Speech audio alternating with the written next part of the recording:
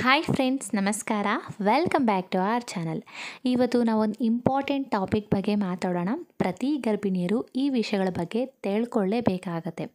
ಈಗ ನಾರ್ಮಲ್ ಆಗಿ ನಮಗೆ 37 ವಾರ ಕಂಪ್ಲೀಟ್ ಆದ ನಂತರ ಒಂದು 40 ವಾರದೊಳಗಡೆ ಇಲ್ಲಾಂದ್ರೆ 42 ವಾರದಲ್ಲಿ ಮಗು ಅನ್ನೋದು ಆಗ್ತಿರುತ್ತೆ. ಕೆಲವ್ರಿಗೆ ಏನಾಗುತ್ತೆ ಅಂತ ಹೇಳಿದ್ರೆ 37 ವಾರ ಕಂಪ್ಲೀಟೇ ಆಗೋದಿಲ್ಲ. 7 ತಿಂಗಳಲ್ಲಾಗಿರ್ಬೋದು, ಇಲ್ಲಾಂದರೆ 8 ತಿಂಗಳಲ್ಲಿ ಕೆಲವ್ರಿಗೆ ಮಗು ಆಗೋ ಚಾನ್ಸಸ್ ಇರುತ್ತೆ.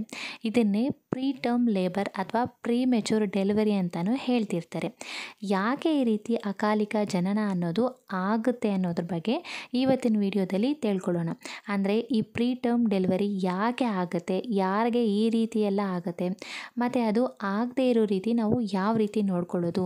ಕಂಪ್ಲೀಟಾಗಿ 37 ವಾರ ಕಂಪ್ಲೀಟ್ ಆಗಿ ಮಗು ಕರೆಕ್ಟಾಗಿ ಬೆಳವಣಿಗೆ ಆದ ನಂತರನೇ ಡೆಲಿವರಿ ಅನ್ನೋದು ಆಗಬೇಕಾಗತ್ತೆ. ಈ ರೀತಿ ಮುಂದೆನೇ ಡೆಲಿವರಿ ಆದರೆ ತುಂಬ ತೊಂದರೆಗಳನ್ನೋದು ಆಗ್ತಿರುತ್ತೆ.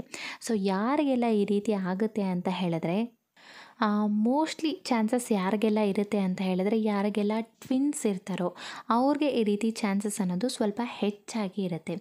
ಮತ್ತು ಮಗು ಸುತ್ತಲೂ ಇರುತ್ತೆ ಅಲ್ವಾ ನೀರು, ಅಮ್ನಿಯೋಟಿಕ್ ಫ್ಲೂಯಿಡ್, ಇದು ಯಾರಿಗೆಲ್ಲ ತುಂಬ ಹೆಚ್ಚಾಗಿ ಇರುತ್ತೋ, ಅಂದರೆ ಪಾಲಿಹೈಡ್ರಾಮಿನಸ್ ಅಂತ ಹೇಳ್ತಾರೆ ಅಲ್ವಾ, ಈ ಅಮ್ನಿಯೋಟಿಕ್ ಫ್ಲೂಯಿಡ್ ಹೆಚ್ಚಾಗಿರುವವರೆಗೂ ಈ ರೀತಿ ಪ್ರೀಮೆಚೂರ್ ಬರ್ತ್ ಆಗೋ ಚಾನ್ಸಸ್ಸು ಹೆಚ್ಚಾಗಿರುತ್ತೆ.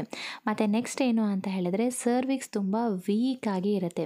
ಕೆಲವರು ಗರ್ಭಿಣಿಯರಿಗೆ ಸರ್ವಿಕ್ಸ್ ತುಂಬ ವೀಕ್ ಆಗಿದೆ, ಶಾರ್ಟ್ ಸರ್ವಿಕ್ಸ್ ಇದೆ ಅಂತೆಲ್ಲನೂ ಹೇಳ್ತಿರ್ತಾರೆ, ಅವ್ರಿಗೂ ಚಾನ್ಸಸ್ ಇರುತ್ತೆ. ನೆಕ್ಸ್ಟ್ ಏನು ಅಂತ ಹೇಳಿದ್ರೆ, ಇದಕ್ಕೆ ಮುಂಚೆ ನಿಮಗೇನಾದರೂ ಫಸ್ಟ್ ಪ್ರೆಗ್ನೆನ್ಸಿಯಲ್ಲಿ ಪ್ರೀಮೆಚೂರ್ ಡೆಲಿವರಿ ಆಗಿದರೆ ಅವ್ರಿಗೂ ಕೆಲವೊಂದು ಚಾನ್ಸಸ್ ಇರುತ್ತೆ. ಮತ್ತು ಮೇಯ್ನ್ ರೀಸನ್ ಏನು ಅಂತ ಹೇಳಿದ್ರೆ, ಯಾರಿಗೆಲ್ಲ ಈ ಡಯಾಬಿಟಿಸ್ ಅಂದರೆ ಶುಗರ್ ಲೆವೆಲ್ಸು ತುಂಬ ಹೆಚ್ಚಾಗಿದೆಯೋ, ಮತ್ತು ಅದೇ ರೀತಿ BP ಕಂಟ್ರೋಲೇ ಆಗ್ತಿಲ್ಲ, BPನೂ ತುಂಬ ಹೈ ಆಗಿದೆ, ಅಂದರೆ ಪ್ರೆಗ್ನೆನ್ಸಿ ಟೈಮಲ್ಲಿ ಕೆಲವರಿಗೆ ಈ ಶುಗರ್ BP ಎಲ್ಲ ಹೆಚ್ಚಾಗಿರುತ್ತೆ ಅಲ್ವಾ, ಅವ್ರಿಗೆ ತುಂಬ ಚಾನ್ಸಸ್ ಇರುತ್ತೆ. ಮತ್ತು ಪ್ರೆಗ್ನೆನ್ಸಿಗೆ ಮುಂದೆ ಯಾರಿಗೆಲ್ಲ ಈ ಗರ್ಭಚೀಲಲ್ಲಿ ಏನಾದರೂ ಸಮಸ್ಯೆಗಳು, ಫೈಬರಾಯ್ಡ್ಸ್ ಅಥವಾ ನೀರುಗುಳ್ಳೆ ಅಂತೆಲ್ಲನೂ ಹೇಳ್ತಾರೆ ಅಲ್ವಾ, ಅದು ಯಾರಿಗೆಲ್ಲ ಇರುತ್ತೋ ಅವ್ರಿಗೂ ಕೆಲವೊಂದು ಚಾನ್ಸಸ್ಸು ಹೆಚ್ಚಾಗಿರುತ್ತೆ.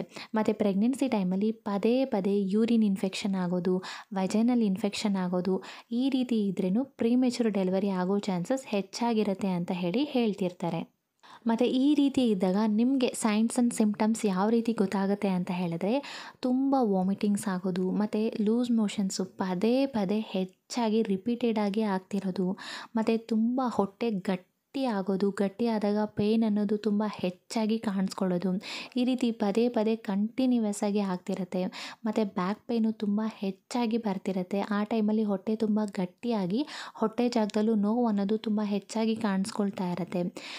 ಈ ರೀತಿ ಮತ್ತು ಬ್ಲೀಡಿಂಗ್, ಫ್ರೆಶ್ ಬ್ಲೀಡಿಂಗ್ ಆಗೋದು, ಇಲ್ಲ ಅಂದರೆ ಬ್ಲೀಡಿಂಗ್ ಆಗಾಗ ಕಾಣಿಸ್ಕೊಳ್ತಾ ಇರೋದು, ಈ ರೀತಿ ಎಲ್ಲನೂ ಆಗ್ತಿದ್ರೆ ನಿಮಗೆ ಪ್ರೀಮೆಚೂರ್ ಬರ್ತ್ ಆಗೋ ಚಾನ್ಸಸ್ ಇರುತ್ತೆ ಅಂತ ಹೇಳಿ ಅರ್ಥ.